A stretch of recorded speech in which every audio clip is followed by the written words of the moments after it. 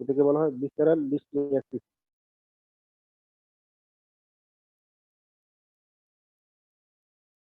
তো ডেফিনেশন একটা দেওয়া আছে যে chronic and potentially fatal parasite disease of the viscera, এজন্য viscera যেহেতু বেশি ইনভলভ করে এজন্য visceral discrimination বলা হচ্ছে এটাকে। The internal organs, particularly the liver, spleen, bone marrow and lymph nodes, due to infection by the parasite called Listeria donovans. প্যারাসাইটের নাম হচ্ছে লিস্টেনিয়া ডুনোভেলি। লিস্টেনিয়া এরকম, আসলে এটা প্রথম যেটা এই ডিজিজটা ফার্স্ট ডিসকভার্ড হয়েছে 1824 সালে যশোর বাংলাদেশেরই। It was the province of Bharat, ইন্ডিয়ার একটা প্রদেশ ছিল যখন ব্রিটিশ আমলে। তখন Scottish doctor William Leishman and Irish doctor Charles Donovan, এই দুইজন মিলে প্রথমে এটাকে ডায়াগনোস করে আর কি 1824। তো তখন দেখা যাচ্ছে যে তাদের এই রোগটা হয়েছে আর কি, তখন তাদের যে কালা কালা মানে শরীর কালা হয়ে যেত, ব্ল্যাক হয়ে যেত। আর জ্বর আজর, আমরা যেরকম বলি না ফিভার মানে জ্বর বলি, আজর মানে জ্বর হয়তো সাথে এইরকম ব্ল্যাকিশ কালার হয়ে যেত আর কি। Darkening of the skin of the extremity and abdomen, এই জন্য এটার নাম দেওয়া হয়েছিল যে কালা আজর, কালা জ্বর, এটা আমরা বলি কালা জ্বর। ইটিওলজি যেটা এজেন্ট লিস্টিনা ডোনোভেনি, হোস্ট হচ্ছে হিউম্যান, দ্যাটস হচ্ছে ফ্লাই, লেবোটোমাস আর্জেন্টিস সেন ফ্লাই। যেমন আমাদের মসকিটো আছে যেরকম অনেকগুলো ব্যাকটেরিয়া, এখানে সেল ফ্লাই ব্যাকটেরিয়া হিসেবে কাজ করে। Incubation period 3 to 6 month, even বলা হচ্ছে 2 ইয়ার্স পর্যন্ত হইতে পারে। হ্যাঁ, সেল fly breed corners of the soil floors of room, cattle street, damp area. মানে ওই এরা আসলে সাধারণত দেখা যাচ্ছে কি যে এরকম মাটির ঘরে, হ্যাঁ, যেটা আমরা আগে জানতাম যে আমাদের যে এলাকায় মাটির ঘর, ময়মনসিংহ, টাঙ্গাইল, রাজশাহী, মাটির ঘর, মাটি দিয়ে যারা বাড়ি বানাইতো আগে, ওই সমস্ত মাটির ঘরে পাশাপাশি এরকম গোয়াল ঘর বা ড্রাম এরিয়া যেখানে, সেখানে ওরা ব্রিড করে সেন্ট্রালাইজ। একটা এই যে পিকচার দেখানো হয়েছে সেন্ট্রাইয়ের, এটা মসৃণ থেকে একটু বড় আকারের আছে, হ্যাঁ, একটু বড় সাইজে। ট্রান্সমিশনটা কিভাবে হচ্ছে আর কি, হ্যাঁ, by bite of sand fly, only female bite during the nocturnal breeding. Usually দেখা যাচ্ছে যারা ফিমেল সেন্ট ফ্লাই ওরাই বাইট করে রাতের বেলা। পিক সিজনটা হচ্ছে আগস্ট টু অক্টোবর, এই সময়টাতেই হচ্ছে আর কি, আগস্ট টু অক্টোবর সময়ে। আদার কিভাবে ট্রান্সমিশন হতে পারে, ব্লাড ট্রান্সমিশন অথবা প্লাসেন্টা দিয়ে এরকম ম্যাটারনাল ইনফেকশন প্লাসেন্টা দিয়ে এটা হতে পারে, অথবা যদি ব্লাড ট্রান্সমিশন হয় কারো এরকম থাকে তার শরীরে সেন ফ্লাইয়ের এমস্টিগেট ফর্মেট, আমরা পরে দেখবো যে কোন কোনটা হিউম্যান থাকে। এই যে এখানে একটা জিনিস দেখানো হয়েছে যে 1 নম্বর থেকে শুরু হয়েছে তার লাইফ স্টেজে, sand fly take meal, blood meal, inject promastigote stage into the skin. Sand fly যখন বাইট করলো তখন কি হলো, এরকম তার স্যালাইভার সঙ্গে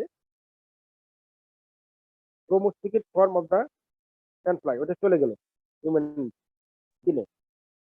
প্রোমোস্টিগেট আর phagocytosed by macrophage, macrophage engulf করে ফেললো promastigote, transfer into amastigote form into the macrophage. ওরা ওখানে গিয়ে কি করলো, প্রোমোস্টিগেট থেকে হেমোস্টিগেট, প্রোমোস্টিগেট আর হেমোস্টিগেট হচ্ছে কি যে প্রোমোস্টিগেট যাদের ফ্লাজেলা নাই, আর হেমোস্টিগেট হচ্ছে ফ্লাজেলা আছে আর কি। যেমন এই যে 7 নম্বর এতে দেখো, এখানে দেখো এই যে লম্বা একটা লেজের মতো আছে। আর 1 নম্বরে যেটা দেখা যাচ্ছে যে এই যে এরকম, হ্যাঁ, লম্বা হেমোস্টিগেট। আর প্রোমোস্টিগেট যেটা হচ্ছে তার ফ্লাজেলা থাকে না, তখন ফ্লাজেলা থাকে না, এই স্টেজটাকে প্রোমোস্টিগেট স্টেজ বলা হয়। তাহলে হিউম্যান বডিতে থাকে প্রোমোস্টিগেট স্টেজ, আর স্যান ফ্লাজে থাকে হেমোস্টিগেট স্টেজ, ওই ফর্মটা থাকে। Promostigate transport into the hemostigate influx macrophage, hemostigate multiply in the cell। এখন এই ম্যাক্রোফেজ তো সব জায়গায় যায়, লিভার, স্প্লিন, বোন মেরু, লিম্ফ নোড যেখানে যাচ্ছে ম্যাক্রোফেজ, সেখানে গিয়ে কিন্তু সে কি করতেছে, ওখানে সে মাল্টিপ্লিকেশন করতেছে, যে কারণে অর্গানগুলো বড় হয়ে যাচ্ছে। লিভার, স্প্লিন, বোন মেরুকে সেরকম মেরু করতেছে বিভিন্ন। এই জন্য কি হচ্ছে, এগুলো বড় হচ্ছে। হেপাটোসিলিক হচ্ছে। এখন দেখো 4 নম্বর থেকে যখন 5 নম্বরে স্যান্ড ফ্লাই টেকস এ ব্লাড মিল, আবার যখন আরেকটা স্যান্ড ফ্লাই তাকে এরকম বাইট করলো, তখন সে হেমোস্ট্রিক নিয়ে নিল, হেমোস্ট্রিকেট ফর্ম নিয়ে নিল তার শরীর থেকে। নিয়ে আবার সে এরকম কি হলো, injection of parasite cell, amastigote transfer the promastigote into the midgut. সেখান থেকে গিয়ে আবার চলে গেল এরকম মাইগ্রেট টু দ্য প্রোবোসিস, ওদের তার মানে সেলেবারি গ্ল্যান্ড দিকে চলে গেল, চলে গিয়ে আবার এদিকে আসতে থাকে। তাহলে হেমোস্ট্রিকেট আর প্রোমোস্ট্রিকেট, প্রোমোস্ট্রিকেট থাকতেছে হচ্ছে আমাদের হিউম্যান হিউম্যান বডিতে, হেমোস্ট্রিকেট থাকছে কোথায়, স্যানফাইড মধ্যে। ইনফেক্টিভ ফর্ম হচ্ছে আমাদের এই যে ইনফেক্টিভ ফর্ম, এটা হচ্ছে ইনফেক্টিভ ফর্ম, ইনফেক্টিভ স্টেজ। এখানে যেগুলো ইনফেক্টিভ স্টেজ আছে, ইনফেক্টিভ স্টেজে হচ্ছে কি হলো ডায়াগনস্টিক স্টেজ, মানে ডায়াগনোসিস করি আমরা হেমোস্ট্রিকেট ফর্মটা আমরা সাইডলিটি দেখতে পারি, আমরা ডায়াগনোসিস করি। Epidemiology, 5 countries namely India, Sudan, Nepal, Bangladesh and Brazil accounting for 90% of the global cases. মানে 5টা দেশই বেশি, India, Sudan, Nepal, Bangladesh and Brazil. আর বাংলাদেশের মধ্যে এই যে তোকে যে ওয়ার্ল্ড একটা ইয়ে দেখানো হয়েছে, কোথায় কোথায় বেশি হচ্ছে আর কি, যে আমরা দেখতেছি যে যে কালারটা হচ্ছে আমাদের এই যে এখানে বেশি বেশি পাওয়া যাচ্ছে আর কি দেশগুলোতে। ব্রাজিল আছে এখানে, এখানে ইন্ডিয়া, বাংলাদেশ থেকে এখানে ওয়ার্ল্ডের ম্যাপে দেখানো হয়েছে 5টা দেশে মেনলি বেশি, অন্যগুলো হালকা। 5টা মেনলি বেশি থাকে, ইন্ডিয়া, বাংলাদেশ, নেপাল, ব্রাজিল। আর বাংলাদেশে কোথায় বেশি আছে, most of the cases are reported from Mymensingh, Tangail, Jamalpur, Gazipur, Rangpur, Rajshahi, Pabna, Sirajganj, Natore, Naogaon, Dinajpur, Thakurgaon district. বাংলাদেশের মধ্যে মেনলি যে গাজীপুরে ময়মনসিং যে এরিয়াটা আছে, ময়মনসিং, টাঙ্গাইল, গাজীপুর, জামালপুর এরিয়াটা, এদিকে রংপুর, রাজশাহী, পাবনা, সিরাজগঞ্জ, নাটোর, নওগাঁ, দিনাজপুর এবং ঠাকুরগাঁও ডিস্ট্রিক্টে বেশি কেস পাওয়া যায় আর কি। এবার এখন হচ্ছে কি, আসলে যেহেতু আমাদের এখন মানুষ খুব মাইগ্রেট হয়, রংপুরের মানুষ এরকম চিটাগাংয়ে কাজ করতে গেছে, হ্যাঁ, ময়মনসিংহের মানুষ রংপুরে আসছে, রাজশাহীতে গেছে। এখন তো মানুষের মাইগ্রেশনটা খুব ফ্রিকোয়েন্টলি মাইগ্রেট করে মানুষ, যে কারণে যদিও এই সমস্ত এরিয়াতে বেশি পাওয়া যায়, তারপরে এখন সারা দেশেই পাওয়া যায়, কারণ যেহেতু মানুষ মাইগ্রেট করতেছে বিভিন্ন জায়গায়, সে কারণে দেখা যায় যে সারা মানে দেশেই কম বেশি পাওয়া যায় আর কি। এবং এই এরিয়াগুলো বেশি পাওয়া যায়।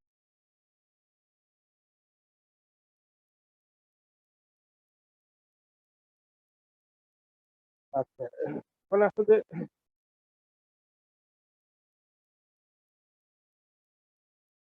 তাই কয়জনের আছে, হ্যাঁ, লিস্ট বেনিফিটটা কয়জন, আমরা শুধু বললাম ভিসারাল লিস্ট বেনিফিট, তাই না?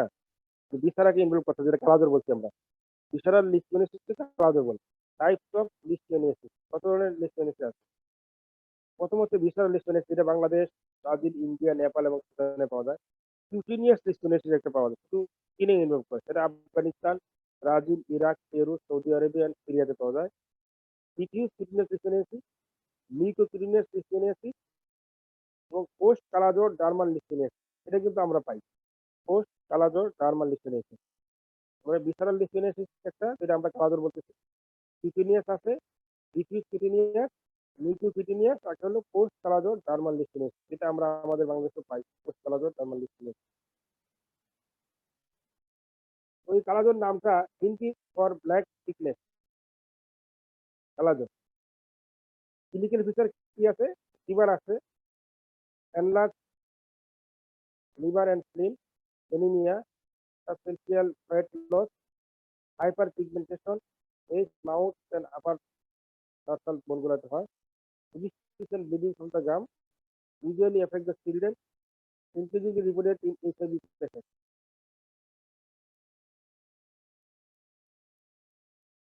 একটা ক্লিয়ার দেখানো হয়েছে এখানে, যে অ্যাবডোমিনাল ডিসফাংশন দেখানো যাচ্ছে, হেপাটোস্পিনোমেগালি ডেভেলপ করতে যাচ্ছে, এটা দেখানো যাচ্ছে। এটা আফ্রিকান একটা ছবি দেখা গেছে যে কত অ্যাবডোমেনটা কত ডিস্টেন্স হয়ে গেছে। এই কথাটা মনে রাখবা। ফিভারটা কিরকম ফিভারটা initially simulate intermittent fever of ম্যালেরিয়ার মতো। After some time it becomes irregular and often high grade. Nevertheless, the patient's appetite is good. এটা একটা ইম্পর্টেন্ট পয়েন্ট। সাধারণত দেখা যায় কি যে জ্বর হইলে আমাদের এরকম অ্যাপেটাইট লস হয়, খাওয়ার রুচি কমে যায়। কিন্তু কালা জ্বরের পেশেন্টের রুচি কখনো কমে না, সে শুকিয়ে যাচ্ছে, ওয়েট লস হচ্ছে, কিন্তু তার রুচি ঠিক আছে। এটা কিন্তু একটা important point. Appetite always good পেশেন্টের। তখন আসি আমরা ইনভেস্টিগেশন কি করব।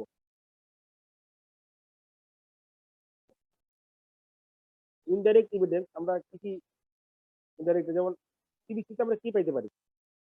Anaemia, leukopenia, neutropenia with relative lymphocytosis, absence of eosinophil, eosinophil থাকবে না, প্যানসাইটোপেনিয়া, থ্রম্বোসাইটোপেনিয়া, আইএস। তার মানে যেহেতু সে বোন মেরু ইনভলভ করতেছে, বোন মেরু ইনভলভ করার কারণে আমরা কি পাচ্ছি, মানে সবগুলাই আমাদের সিরিজ আরবিসি ডব্লিউসি পেলে সবই কমে যেতে পারে।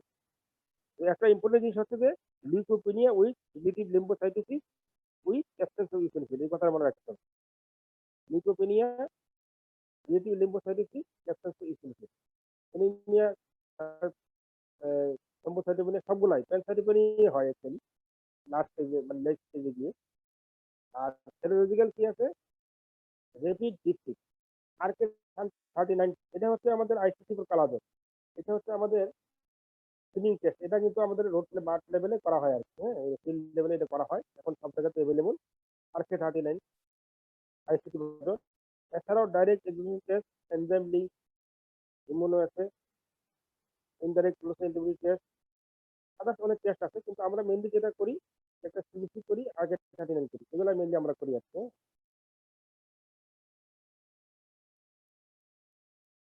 আর ডাইরেক্ট এভিডেন্স যেটা আর কি, আমরা সরাসরি ডায়াগনোস করবো detection of LD body, dystonia donovani, যেটা অর্গানিজম যেটা আর কি, আমরা LD body by microscopy examination of near period of bone marrow, unique expiration, liver, lymph node, মানে আমরা যে যে জায়গায় ইনক্লুড করে মেক্রোফেজ, তখন এলডি বডিকে এনগ্রাফট করা মেক্রোফেজ যে কোনো যে যে জায়গায় গিয়ে মাল্টিপ্লিকেশন করে সেখান থেকে আমরা বেশি পাইতে পারি। বিভিন্ন বোন marrow, unique expression, liver biopsy, lymph node সবচেয়ে বেশি হচ্ছে স্ক্রিনে পাওয়া যায় আর কি, হ্যাঁ। ডাইরেক্ট এভিডেন্স আমরা ডিটেকশন করবো এলডি বডি, যেটা আমরা সরাসরি মাইক্রোস্কোপের নিচে দেখতে পাই আর কি। এটা একটা গাইডের ছবি আর কি, স্ক্রিনে, মানে ডিফারেন্ট ডিফারেন্ট সিস্টেম, যে আমরা এই যে এগুলো পাই আর কি, স্টুডিওতে দেখা যাচ্ছে যে অনেকগুলো এলডি বডি পাওয়া যাচ্ছে আর কি, এমএসটিজেড প্রমেটো এলডি বডি পাওয়া যাচ্ছে। এই যে এমএসটিজেড আর প্রোমোস্টিজেড, মানে যার প্লাজেলা আছে তার প্লাজেলা নাই আর কি, বাইরে দেখা যায় এরকম দেখলে। আর এনএনএন মিডিয়াতে কালচার করা যায় এটা কিন্তু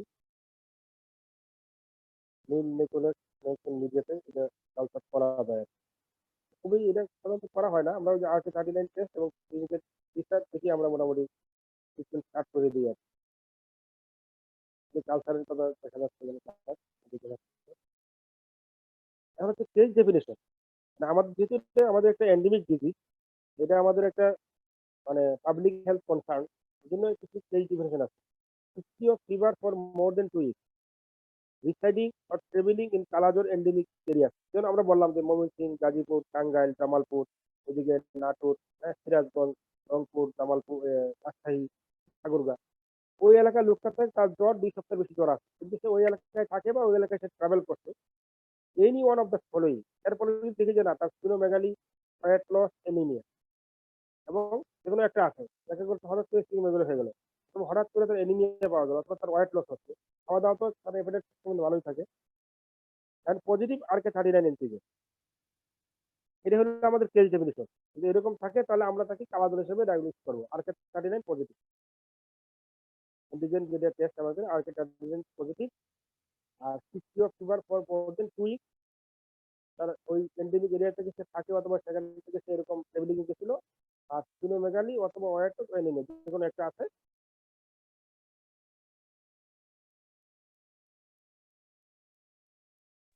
এটাকে আমরা ডায়াগনোসিস করবো এজ এ কালাজ্বর।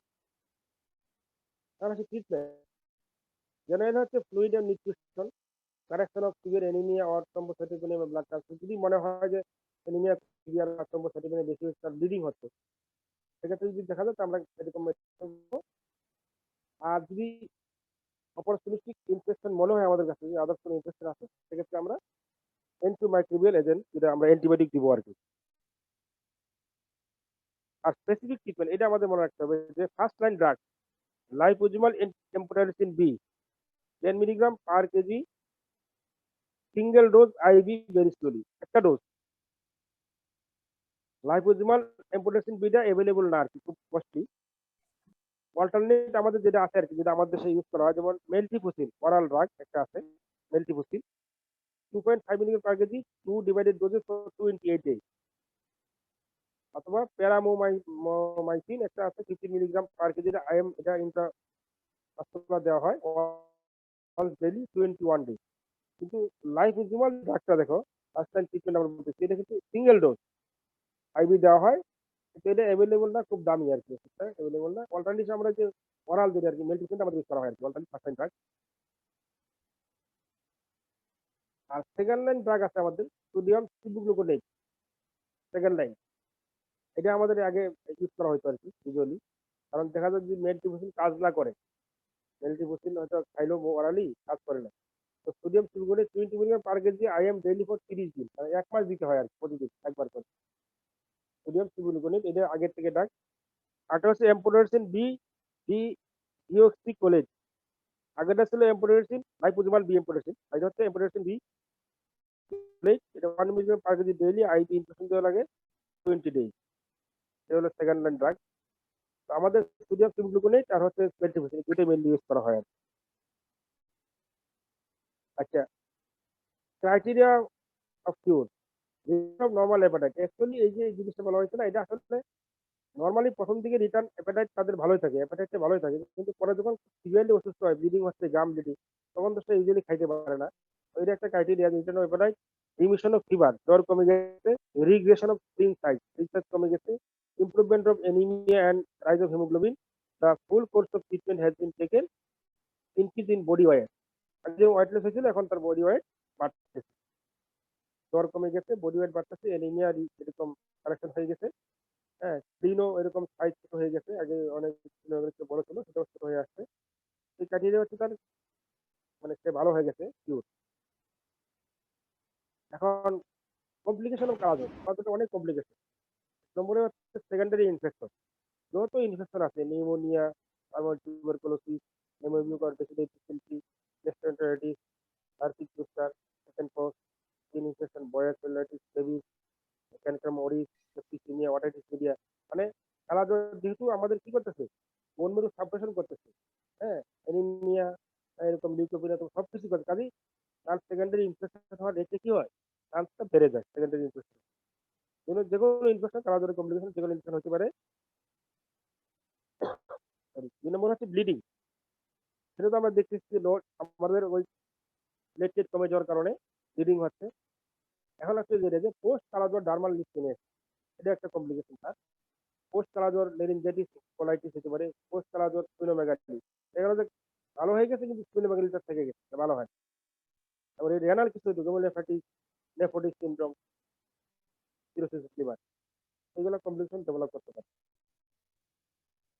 এখন আসি আমরা কালার ডার্মাল লিস্টিনেস, যেটা কথা আমরা কালার ডার্মাল লিস্টিনেস, এরকম সিচুয়েশন পাই আমরা, যে আগে কালার ছিল কিন্তু পরবর্তীকালে এই সমস্যা হয়েছে আনট্রিটেড ও ইনকমপ্লিট ট্রিটেড পেশেন্ট, যারা ট্রিটমেন্ট নেই নাই অথবা ইনকমপ্লিট ট্রিটমেন্ট নিচ্ছে, 6 months to 5 years সাধারণত দেখা যায় এই সমস্যাটা হয়। কি হয়, অনেক স্কিনে কি হতে পারে, মেকুলার পেপল রোডের যে কোনো লিশন হতে পারে, মেকুল হইতে পারে, পেপুল হইতে রোডে হতে পারে। দেখা হয়তো মেকুল মানে হয়তো কালার চেঞ্জ হয়ে গেলে, কালারটা চেঞ্জ হয়ে গেল, পেপুল মানে ছোট ছোট দানার মতো হইলো, নডুল মানে বড় বড় হইলো। হ্যাঁ, যেটা আমরা জানি, ছবি দেখলে বুঝতে পারবো আমরা, যে মানে ওই যারা কালাজ্বরের ট্রিটমেন্ট নিছিল বা ঠিকমতো ট্রিটমেন্ট নেন নাই, তাদের হয়তো জ্বর ভালো হয়ে গেছে, কিন্তু দেখা গেল যে 6 মাস থেকে 5 বছর পরেও কন্ডিশন হতে পারে, হইতে পারে, কালার চেঞ্জ, পেপুলার হয়তো ছোট ছোট দানা হইতে পারে, বড় বড় এরকম ক্ষতি হতে পারে।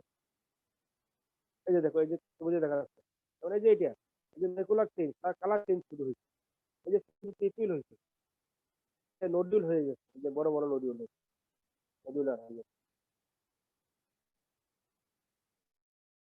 কি হবে? পোস্ট কালাজোরাল ইনফ্লামেশন, ওই যে ফার্স্ট লাইন ড্রাগ মেল্টিবুসিল দিতে হবে ১২ সপ্তাহ। মানে আগে ছিল ২২ দিন, মানে ১২ সপ্তাহ দেওয়া লাগবে। মানে আগের থেকে ৩ টাইম দেওয়া লাগবে। আর সেকেন্ড লাইন ড্রাগ এটা হচ্ছে গিয়ে সোডিয়াম সিবুলুকনে, যেটা আমরা বলছি যে ওখানে দেওয়া লাগে আমাদের ২০ দিন, 20 মিলিগ্রাম আর milligram per KG IM daily for ৩০ দিন, ১ মাস ইন্টারভ্যাল অফ 20 দিন সাইকেল। মানে আগে যে আমরা মেল্টিবুসিল দিছি কালাজ্বরের জন্য, মেল্টিবুসিল দিছি আমরা 2.5 মিলিগ্রাম করে ২৮ দিন। এখন দেওয়া লাগবে হচ্ছে ১২ সপ্তাহ। আগে ৪ সপ্তাহ, এখন ১২ সপ্তাহ, ৩ গুণ বেশি। আর সেকেন্ড যেটা আমরা সোডিয়াম দিতাম ওইটা ডেইলি করে আমরা দিতাম ২৮ দিন বা ৩০ দিন। এখন এটা দেওয়া লাগবে কিভাবে? আমরা ৩০ দিন দিব, মাঝখানে ১০ দিন গ্যাপ বা ৬ সাইকেল দেওয়া লাগবে। সোডিয়াম সিবুলুকনেরটাই পোস্ট কালাজ্বর, পোস্ট মানে পোস্ট নরমাল স্টেজের জন্য কি করতে হবে? ওটার ড্রাগটার ট্রিটমেন্টটা অনেক লম্বা। যেমন আগে ছিল আমাদের এই যে সিকুড়ির আমরা হচ্ছে 20 million per KG IM daily for 30 দিন কালাজ্বর। আর মেল্টিবুসিল আমরা হচ্ছে এই যে ২৮ দিন। ঠিক আছে? ২৮ দিন মানে ৪ সপ্তাহ। আর এখন পোস্ট কালাজ্বর ডলমেশনের জন্য আমরা মেল্টিবুসিল দিব হচ্ছে আমরা ১২ সপ্তাহ।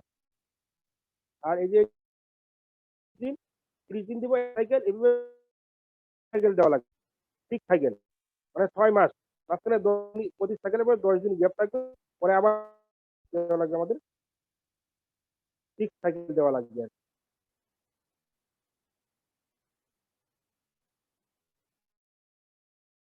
তাহলে আমরা মোটামুটি শেষ করলাম। এখন আমাদের পেনশন সিরিজে কি হবে? যেহেতু এখানে ভেক্টর আছে, ভেক্টর কাজে আমরা যদি ভেক্টর কন্ট্রোল করতে পারি তাহলে আমাদের রেজিস্ট্যান্স প্রিভেন্ট করা সম্ভব। ইন্টারাকশন অফ ট্রান্সমিশন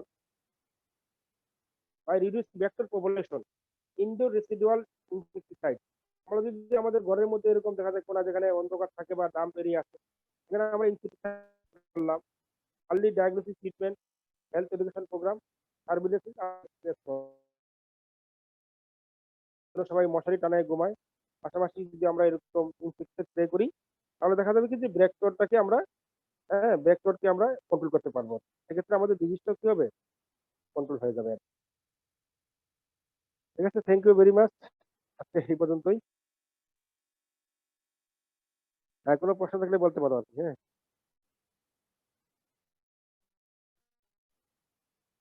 জি, জি, জি। আচ্ছা, এটা হচ্ছে কি আমি তোমাকে বলি যে এই ক্যাপসুল গুলা হয় কি খোলা যায় আরকি। ঠিক আছে? ক্যাপসুল গুলা কি খোলা যায়। টান দিলে খুলে দেওয়া যায়। শেষে আমরা ডোজ হিসেব করে যেমন একটাতে যতটুকু থাকে আরকি, হ্যাঁ? বলছি। আমরা ওইটাকে ওই গুলাকে ভাগ করে দিই। ঠিক আছে? ক্যাপসুল খুলে ভাগ করে দিই আরকি।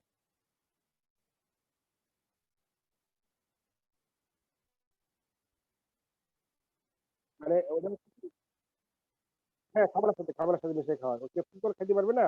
ওষুধটা বের করে খাবারের সাথে মিশিয়ে আমরা খাওয়াই আরকি। ওইটা করি আরকি।